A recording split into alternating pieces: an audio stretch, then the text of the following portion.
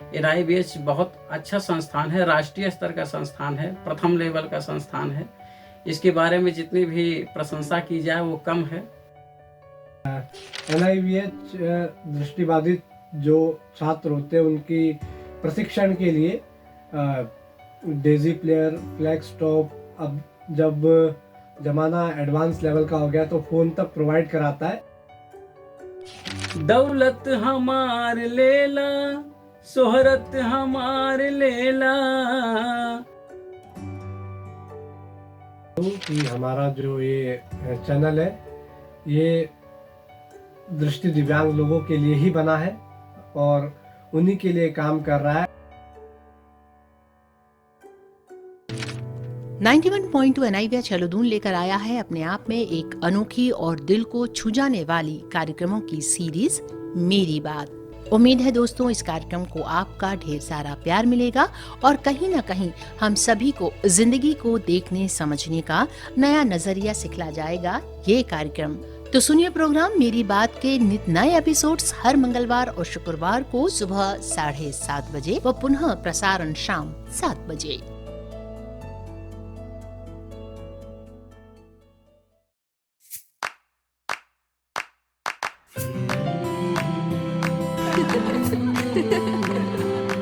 मेरी बात, मेरी बात। नमस्कार श्रोताओं, स्वागत है आपका 91.2 NIBH हेलोदून पर। आप सुन रहे हैं कार्यक्रम मेरी बात विजय के साथ और आज हमारे साथ हमारे मेहमान हैं भजन लाल यादव जी और आज हम जानेंगे इनकी जीवन यात्रा के विषय में। तो सबसे पहले भजन लाल यादव जी आपका बहुत बहुत स्वागत है। बहुत बहुत स्वागत है। नमस्कार आपको भी और सभी श्रोताओं को, सुनने वाले जो 91.2 NIBH हेलोदून सुन रहे हैं सभी श्रोताओं को मेरी ओर से सही स्नेह नमस्कार। तो भजन लाल जी सबसे पहले आप अपना एक परिचय दे दीजिए हमारे श्रोताओं को। जी हाँ, मेरा नाम भजन लाल यादव है और मैं जनपद अमेठी उत्तर प्रदेश का रहने वाला हूँ और मेरी जो शिक्षा दीक्षा है वो राजकीय स्पर्श इंटर कॉलेज मोहन मार्ग आलमनगर लखनऊ से हुई है। 12th किया है और जगत गुरु स्वामी राम भद्राचार्य दिव्यांग विश्वविद्यालय से मैंने ग्रेजुएशन और बैचलर ऑफ म्यूजिक किया है। तो भजन लाल यादव जी आप सबसे पहले मेरे को ये बताइए कि आपको NIBH के बारे में कैसे पता लगा और आप यहाँ पर किस लिए आए हैं। विजय जी, आपने बहुत अच्छा सवाल पूछा है। मुझे NIBH के बारे में लगभग 2014 में मुझे जानकारी हुई थी और उसके पहले भी हमारे जो सीनियर भाई थे वो लोग यहाँ से डीजी प्लेयर या DVD प्लेयर वगैरह CD प्लेयर जो MP3 में मिलता था वो ले जाते थे, यहाँ से उपकरण ले जाते थे पढ़ने के लिए। तो वहाँ से मुझे जानकारी प्राप्त हुई और फिर उसके बाद मैं एक बार शॉर्ट हैंड के लिए यहाँ पर आया था पर मेरा एडमिशन नहीं हो पाया। फिर मैं RCI से फॉर्म डाला था D.Ed के लिए तो पता चला कि 2 कॉलेज हैं। तो फर्स्ट नंबर पर फर्स्ट ऑफ ऑल मैंने शकुंतला यूनिवर्सिटी को चुना था और दूसरे नंबर पर मैंने इसको चुना था, तीसरे पर CRC था।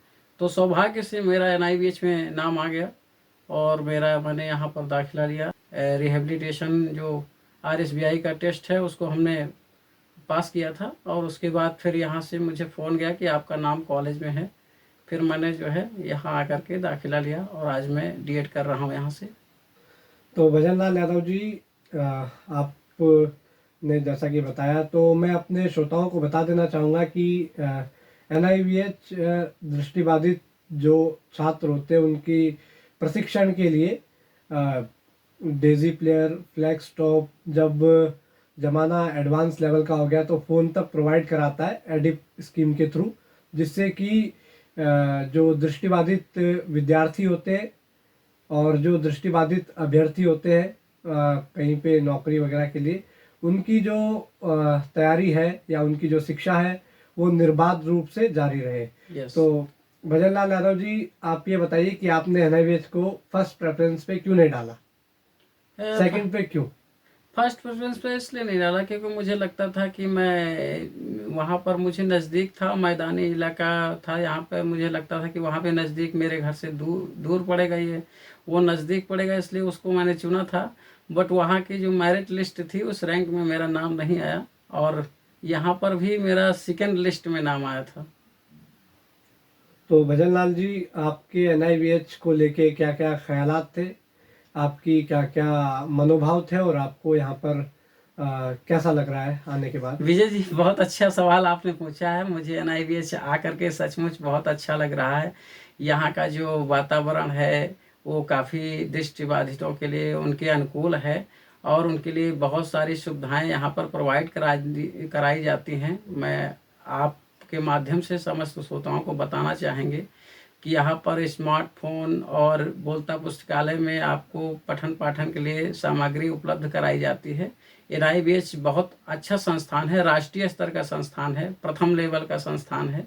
इसके बारे में जितनी भी प्रशंसा की जाए वो कम है और मेरे पास शब्द नहीं है धन्यवाद देने के लिए।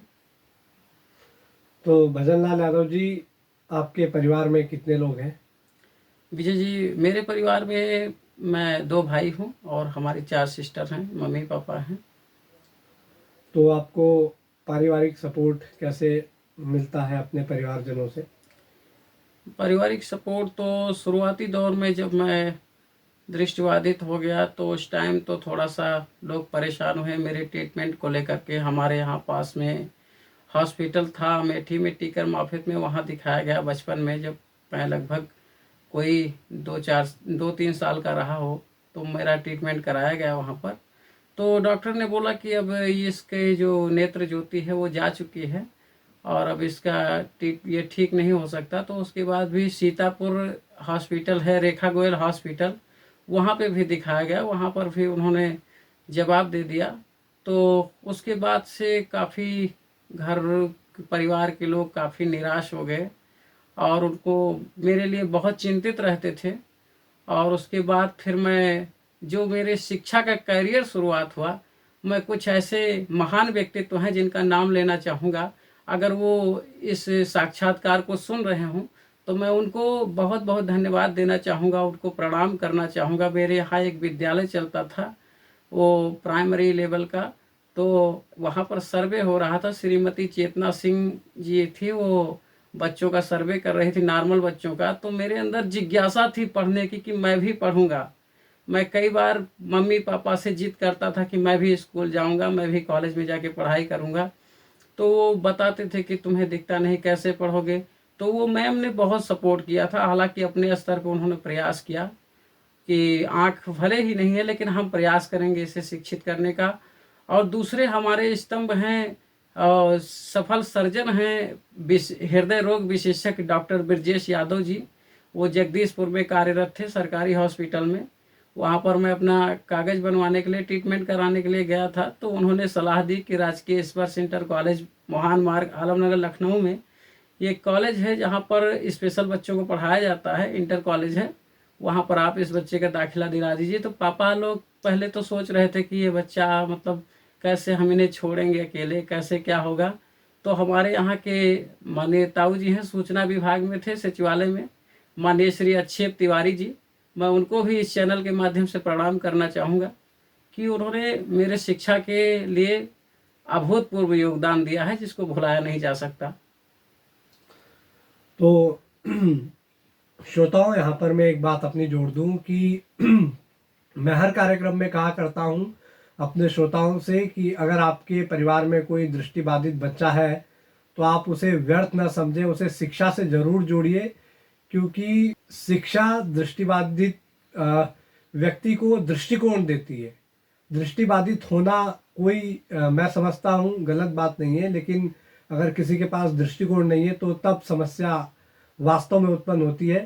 तो अगर आपके घर में कोई दृष्टिबाधित बच्चा है तो आप जागरूक लोगों से संपर्क कीजिए कि वो आपको सही राय दे और आप उसको पढ़ाइए लिखाइए ज़रूर, क्योंकि हो सकता है वो बच्चा कल के दिन दुनिया के लिए एक मिसाल बन जाए। तो भजनलाल जी, आप मेरे को एक चीज़ बताइए कि कभी आपने सामाजिक भेदभाव का सामना किया है? क्या आपके साथ जो समाज है उसका रवैया कैसा रहता है? क्या कभी आपने दुर्व्यवहार को अपने सम्मुख अपने प्रति देखा है? जी हाँ, कई बार होता है कि हम लोग डायरेक्टली या इनडायरेक्टली कई बार बहुत सारी ऐसी कुरीतियाँ होती हैं, ऐसे रीति रिवाज होते हैं या उनकी मनोधारणा होती है, ऐसी मनोवृत्ति होती है जिसके कारण कई बार हमें सामना करना पड़ता है।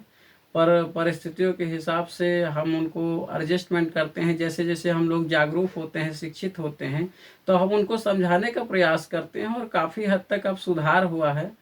और पहले तो बहुत दयनीय स्थिति थी, लेकिन जैसे जैसे हमारा जो है शिक्षण कार्य आगे बढ़ा और हमारे संप्रेषण कौशल जो है विकसित हुआ, हमारे जो वक्तव्य हैं, बोलने की कला और जो हमारा नॉलेज है, टैलेंट विकसित हुआ, उसके आधार पर चीज़ें धीरे धीरे कम हो जाती हैं। बाकी बट ये है कि पहले तो ऐसी दिक्कतें आती हैं सामाजिक तौर पर, खास करके ग्रामीण प्रदेश में आप ये चीज़ें ज़्यादा देखने को मिलती हैं। बहुत सारी उनके मन में धारणा होती है, जैसे कि आप जानते हैं दिव्यांगता का जो इतिहास है उस पर प्रकाश डाला जाए तो उसमें बहुत सारी ऐसी चीज़ें हैं, मनोभ्रांतियां हैं कि जैसे शादी विवाह होती है, कोई शुभ आयोजन होता है, तो उसमें मतलब उनको साथ में अपने साथ ले जाने में या मतलब उस सामाजिक परिवेश में उसको रखने के लिए वो कतराते हैं। मतलब वो सोचते हैं कि ये मतलब क्या करेंगे, कैसे क्या, लेकिन धीरे धीरे अपने टैलेंट के माध्यम से, और सरकारों ने भी प्रयास किया है, संस्थानों का भी बहुत बड़ा योगदान रहा है, जिसके कारण अब जो है दिव्यांगों को भी समाज की मुख्य धारा से जोड़ा जा रहा है। बहुत सारी चीज़ों में सुधार हुआ है, बहुत सारी चीज़ों में सुधार होना बाकी है, लेकिन हम मानते हैं कि बूंद बूंद से घड़ा भरता है। हमारा छोटा सा प्रयास बहुत बड़ा बदलाव ला सकता है। तो यहाँ पर मैं अपने श्रोताओं को एक बात और बता दूं, अगर आपके घर में कोई दिव्यांग है, दृष्टिबाधित बच्चा है, तो आप उसे घर तक मत रखिए, आप उसका सामाजिक विकास कीजिए। ये एक अच्छे माता पिता की निशानी है और ये गुण आप में होने ही चाहिए। आप उन्हें सामाजिक कार्यक्रमों में ज़्यादा से ज़्यादा शामिल कीजिए और उन्हें समझाइए। और अगर आप उनका सामाजिक विकास करने में सफल हो जाते हैं तो वही दृष्टिबाधित बच्चा आगे चल के समाज को बहुत कुछ देगा और समाज उसे लंबे समय तक याद रखेगा। तो आप इन्हें बोझ न समझें और इनको आपने बिल्कुल निश्चित तौर पर आगे बढ़ाना है, पढ़ाना है, लिखाना है, इस काबिल बताना है कि राष्ट्र निर्माण में या राष्ट्र के लिए ये अपना कोई अमर योगदान दे जाए कि राष्ट्र इन्हें याद रखे। तो भजनलाल जी, आप अंत में हमारे श्रोताओं को क्या संदेश देना चाहेंगे?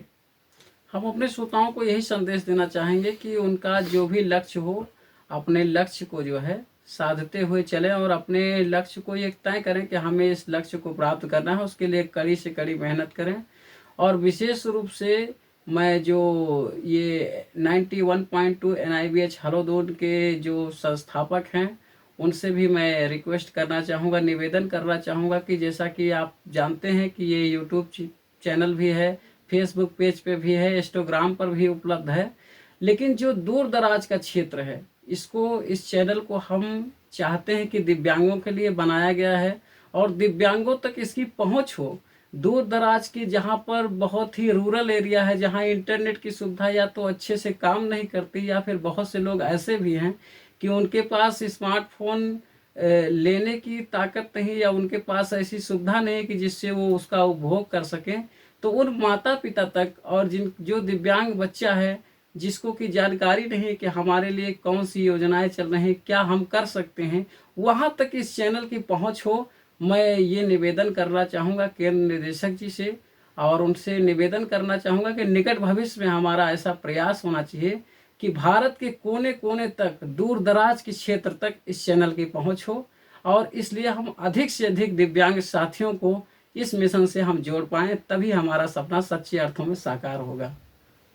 भजनलाल जी, मैं आपको बता दूं कि हमारा जो ये चैनल है ये दृष्टि दिव्यांग लोगों के लिए ही बना है और उन्हीं के लिए काम कर रहा है। और आपके इन सुझावों पर हम लोग ज़रूर अमल करेंगे और विचार करेंगे। तो फिलहाल मेरी बात कार्यक्रम में आज थे हमारे साथ भजनलाल यादव जी। भजनलाल यादव जी, आपका बहुत बहुत धन्यवाद मेरी बात कार्यक्रम से जुड़ने के लिए। श्रोताओं, मेरी बात कार्यक्रम होता है आज का एपिसोड यहीं ख़त्म। आप मुझे दीजिए इजाज़त। आपको मैं जाते आते छोड़ के जा रहा हूँ भजनलाल जी के सुंदर से गाने के साथ। नमस्कार। नमस्कार। दौलत हमार लेला, शोहरत हमार लेला, दौलत हमार लेला, शोहरत हमार लेला, भला ही से लेला रघुबर, हरे सोना नियन जवनिया, लौटा सकी तो फिर से लौटा दिन लड़कैया, लौटा सकी तो फिर से लौटा दी लड़कैया, लौटा सकी तो फिर से। बीतल समय दोबारा कभी लौट के न आई, बीतल समय दोबारा कभी लौट के न आई, कुछ याद खट्टा मीठा हमनी के संग जाई, हरे तो कुछ याद खट्टा मीठा हमनी के संग जाई। खाली जो क्लास होता कल फिर से गह गहाई, एगो और बैच आके आपन जगह बनाई, पर याद हमनियों के रहो गुरु जी आई। ये 3 साल बीतल, ये 3 साल बीतल जैसे खेलत बकैया, लौटा सकी तो फिर से लौटा दिन लड़कैया, लौटा सकी तो फिर से लौटा दी लड़कैया, लौटा सकी तो फिर से।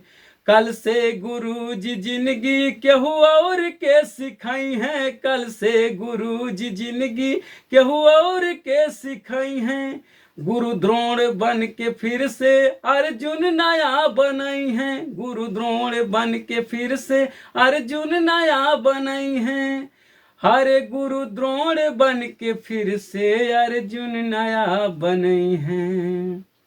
कोई गांव घर में जाके करे लागी पलस्तर, कोई बन के आ सकेला SP और कलेक्टर, इहो हो सकेला केहू चिनियो बादाम बेची, और केहू खून दे के अपना माटी वतन के सींची। बेमन के ऊ पढ़ाई कैंटीन के लड़ाई, बेमन के ऊ पढ़ाई कैंटीन के लड़ाई, जब दिल के घाव पीसी बरसों बरस रोवाई, तब याद आई सबके, तब याद आई सबके कॉलेज के अंगनैया, लौटा सकी तो फिर से लौटा दिन लड़कैया, लौटा सकी तो फिर से लौटा दी लड़कैया, लौटा सकी तो फिर से लौटा दियो समैया, लौटा सकी तो फिर से लौटा दिन लड़कैया, लौटा सकी तो फिर से।